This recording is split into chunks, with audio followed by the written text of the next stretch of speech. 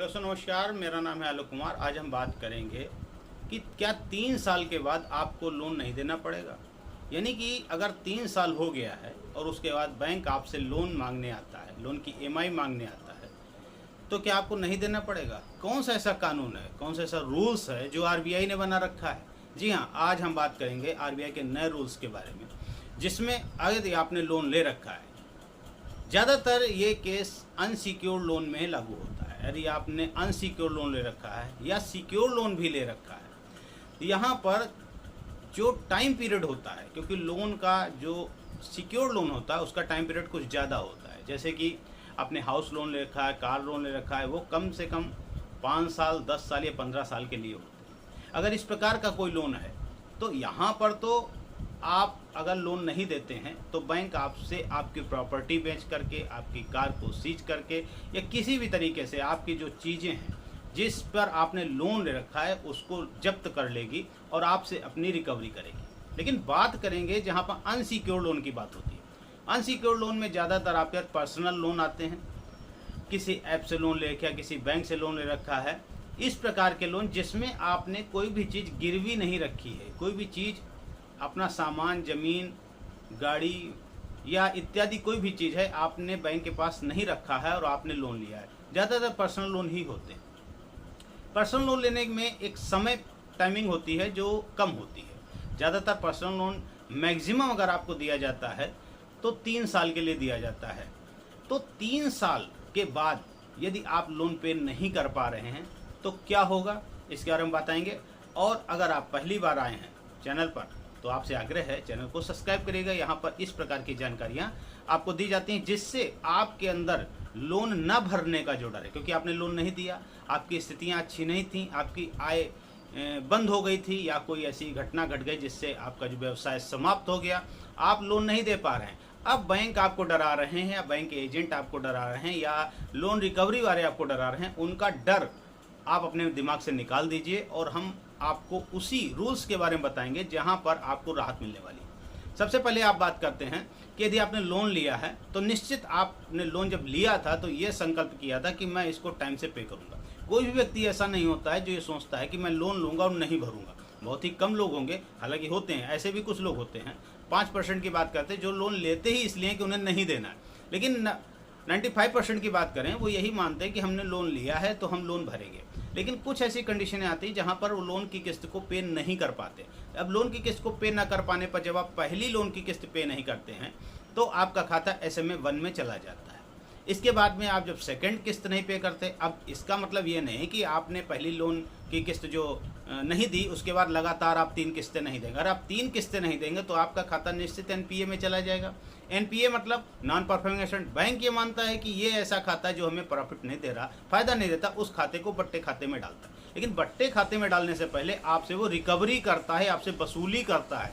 वसूली करने के तमाम तरीके हैं, जैसे आपके रिकॉल नोटिस आता है, आपको एजेंट फ़ोन करते हैं, जो रिकवरी एजेंट होते हैं फ़ोन करते हैं, घर पर आते हैं, आपको धमकाते हैं, आपका जो मान सम्मान को खंडित करते हैं। इस प्रकार से रिकवरी करने का प्रयास करते हैं। लेकिन यदि आपके पास पैसा नहीं है तो नहीं है।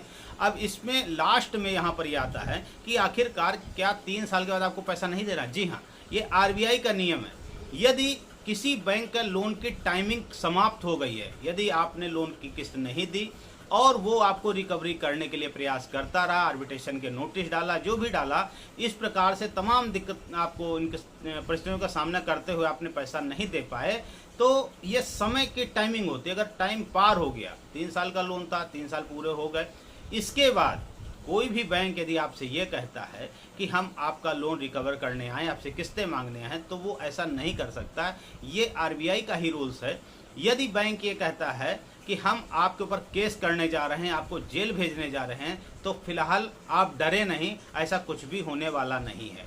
पहली बात ये होती है कि जिनका लोन 20 लाख से कम होता है, 20 लाख से कम लोन पर कभी भी आपको जेल नहीं होती और ना ही आपके खिलाफ जो चेक बाउंस का केस होता है। चेक बाउंस के जो केस होते हैं उस पर मैंने कई सारे वीडियो बनाए, आपको देखिएगा कि चेक बाउंस भी केस होने में, अगर आपने चेक दे भी रखा है, साइन भी कर रखा है, फिर भी बहुत से ऐसे पॉइंट है जिस पर आप आराम से बचकर निकल सकते हैं और आपको पैसा भी नहीं देना पड़ेगा। हालांकि यह चेक बाउंस का केस हो भी जाता है तो आपको 2 साल का मैक्सिमम जेल होती है और इसके साथ साथ 100% पेनल्टी का जुर्माना होता है। लेकिन ऐसा कभी देखा नहीं गया कि किसी को जेल भेजा गया। यदि जेल हो भी जाती है तो ये नियम है कानून का, जिसमें अगर आपको 3 साल से कम की जेल होती है तो आप उस पर तुरंत जमानत ले सकते हैं, बल्कि जो आपका चेक बाउंस का केस होता है उस पर तो आपको कोर्ट भी जाना नहीं पड़ता, कि कोर्ट से बाहर ही आपकी जमानत हो जाती है और आपको जेल